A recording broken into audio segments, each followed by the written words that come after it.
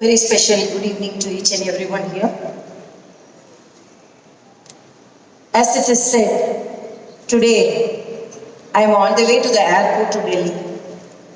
Because of my commitments and time constraint, I thought attending this conference would not be possible.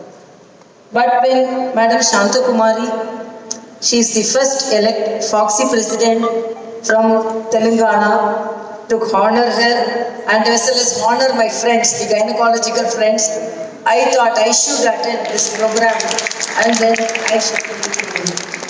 So I have rescheduled my departure to Delhi so that I can go and straight away and come from there. And my respects to Madam Shanta Kumari, as she said, when she approached me, the very sight of her, I thought I should attend this program. So you are such a motivated by yourself. And my respects to Dr. Jaydeep Malhotra, the president, and my respects to Dr. Mamta, and my respects to Dr. Prakash Trivedi, and my respects to Dr. Krishna Kumar, and my respects to Mrs. Kanupriya, because she's the pride and the successful evidence of IVF. So I really respect your presence. And my respects to each and everyone here, assembled here. I'm really pleased to be here. Not as a gardener, as a co-gynecologist, I am very pleased to be here. I am honored to be here. When I became the governor of Telangana, as I am the youngest governor in the country, this is the youngest state, newly formed state. When everyone, the critics, commented, she is the youngest person, how she will handle the youngest state of Telangana. I rebutted. I told, I am a gynecologist. I am talented in handling the newborn babies. So I will handle the newborn state with much efficiency than you. So that confidence was given to me by the gynecologists, my professors, and I should thank my friend for calling me here.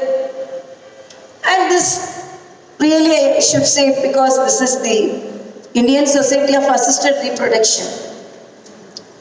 One of the challenging field. Dealing with these patients, not only dealing with the patient, dealing with the family, dealing with the society, and it is one of the emotional aspect the gynecologists are dealing with. When babies are born, they are appreciated, they are lauded, but when they approach for assisted reproduction, the challenge not only lays with the patient but with the gynecologist too. I remember as a gynecologist when we were doing follicular monitoring, midnight, 12 o'clock or early morning 2 a.m. I used to get calls and there will be a crying sound on the other side. Madam, you did follicular monitoring, but I got my periods in the midnight, so she used to cry. So we also used to cry because on both the sides we have to cry. What to do? Because these are the experience no any other specialist faces. And apart from that, we have to not only deal the patient family, particularly the mother-in-law of the patient. That's the most toughest job ever we face. So this is a social stigma. And apart from that, the cost, because this is a developing country, India is a developing country, and I should say, even though the infertility now prevalent 10% of the patient population, only 1% takes the treatment. So that is really a thought-provoking incident for me. But when we had insurance schemes, as a doctor and as a gynecologist, I appeal to the government, both the central and the state government, that the assisted procedures for reproduction should also be included in the insurance scheme of both the governments. Because it is cost-effective procedure. whether it is laparoscopy, whether it is the diagnostic procedures or whether the procedures, I know patients selling their land and with debts, the family. And really, I feel so sad when such things happen. So this is the other part of the gynecologist as we are facing the patients in that manner. So I appeal and with conviction I will move forward to include these procedures in the insurance scheme, and I will appeal both the central health minister and the state health minister for that. At least some use and some motivation should be there. A gynecologist being a governor than a simple politician being a governor. So there should be some help, some reason for that. And apart from that, motivating the patient. Because this is a high-tech procedure, high technology we are dealing with, and motivating the patient for that is a great job. So he really, as a medical student who had my training in a peripheral medical college, Tanjavur Medical College, I used to think motivating the patient and educating the patient is the most difficult job. Once, during my early days as sonologist, I told one patient, to see your uterus and to see the follicle, you should come with full bladder and all. The next day she came and she opened a yellow bag and she kept on my table one bottle of urine, then second bottle of urine and third bottle of urine. Then I was surprised and asked, what is this? She told, you only asked me to come with full urine. So I was catching the urine from the night and I came with full urine. So motivating the patients for such procedures is also not an easy job. And making them to understand these procedures and making them to follow and making them to come in frequent intervals is a Herculean task according to the Indian setup. So I really appreciate your patience. Because not only the patient, but the doctor also should have patience to treat the assisted reproductive technology. And apart from that, whichever the specialty, what is the specialty is the much needed specialty in the present scenario. I should say the gynecologist dealing with the assisted reproductive technology is the specialty which is much needed in this scenario. Because the incidence of infertility is more, and the emotional aspects attached not only to the family but to the society is more vulnerable and more painful. So your service is laudable and your service is highly appreciable. And I should say, because the emotional factors not only faced by the patient but also by the gynecologist. The success rate, and now thanks to the recent technologies and even the artificial intelligence, takes a very important part in treatment of the infertility. As infertility, the development of, we are asking the women to go for higher education, we are asking them to move forward, but it is said, I read in one of the research articles, if 9 years of higher studies doubles the incidence of infertility. So only our grandmothers and all were telling, please marry and then study.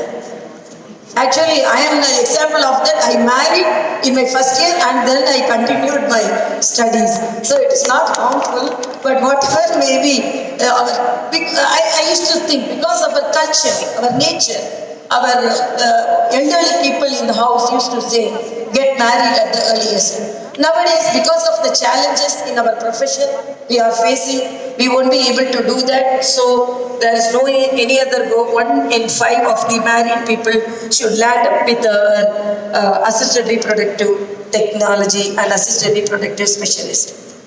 But I am very happy, as Madam Shantakumari told you, because of Corona virus, I am very afraid of the whether the doctors whom I was expecting will attend the program, and I was continuously campaigning, she was telling. I think the enthusiastic gynecologists whom I visualize here, The corona won't stand in front of the enthusiasm of these gynecologists who have assembled here, because they are so motivated. They want to learn about the recent techniques and they want to share the recent techniques. And I should say it is not even easy to present the scientific papers. I should narrate one incident from the life history of Einstein. Einstein was presenting the scientific papers in each and every conference.